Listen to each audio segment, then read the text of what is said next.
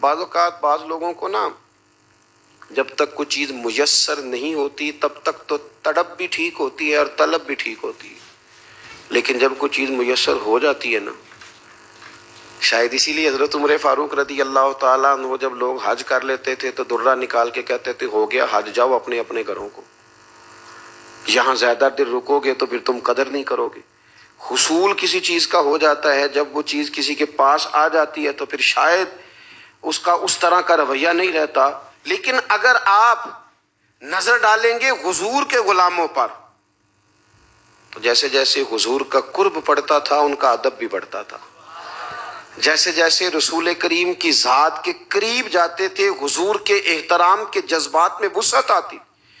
ان کو دیکھا جاتا تھا تو وہ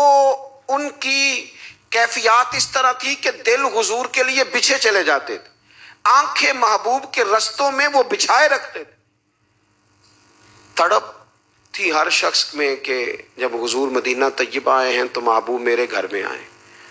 حضور لنگ کئی مہینے تے برس گئے تے تیری دید نو دیدے ترس گئے، ہر ایک کی خواہش تھی، لیکن کریم نے کرم فرمایا تو جناب ابو ایوب انصاری کے گھر میں حضور تشریف فرما ہوئے۔ حضرت ابو ایوب انصاری رضی اللہ تعالیٰ عنہ کے گھر کی نا دو منزلیں تھیں، دو پورشن تھے۔ آپ نے محبوب کریم علیہ السلام کی آسانی کے لیے کہ حضور کو مہمان ملنے آئیں گے، ڈھیر سارے لوگ زیارت کے مشتاق ہیں، لوگوں کو آنا جانا ہے، نچلی منزل جو تھی وہ محبوب کی بارگاہ میں پیش کی، خود اپنے سامان لے کے بچوں کو لے کے بالائی منزل پر تشریف لے گئے، حضور کی آسانی کے لیے نچلا حصہ وقف کیا۔ لیکن فرماتے ہیں رات کو اچانک میری آنکھ کھلی تو یکدم میرا وجود کانپنے لگا، میں اپنی چھت پہ چل رہا تھا تو خیال آیا ابو ایوب کہیں ایسا تو نہیں کہ تو اس جگہ چل رہا ہے جہاں حضور تشریف فرما ہے،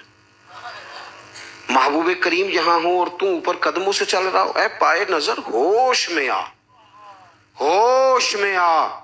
اے پائے نظر ہوش میں آ، یہ کوہ نبی ہے،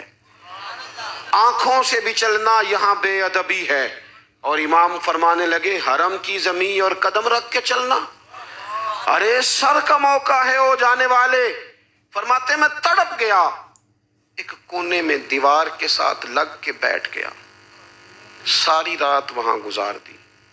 صبح حضور کی بارگاہ میں عرض گزار ہوا یا رسول اللہ اگر کرم نوازی ہو جائے تو بالائی منزل پہ نہیں تشریف لے آتے؟ تو حضور فرمانے لگے ابو ایوب یہاں آسانی ہے، لوگ آتے جاتے ہیں، تو کہتے ہیں محبوب کے فرمانے پر میری آنکھیں چھلک پڑی، رو کے عرض کی حضور میری طبیعت برداشت نہیں کرتی کہ آپ نیچے ہوں اور میں اوپر چل رہا ہوں۔ جب حضور نے غور کیا نہ نظر کرم فرمائی تو فرمایا میں تیری طبیعت کو سمجھ گیا ہوں، تو بچے لے کے نیچے آ جا اور میں بالائی منظر پہ چلا جاتا ہوں۔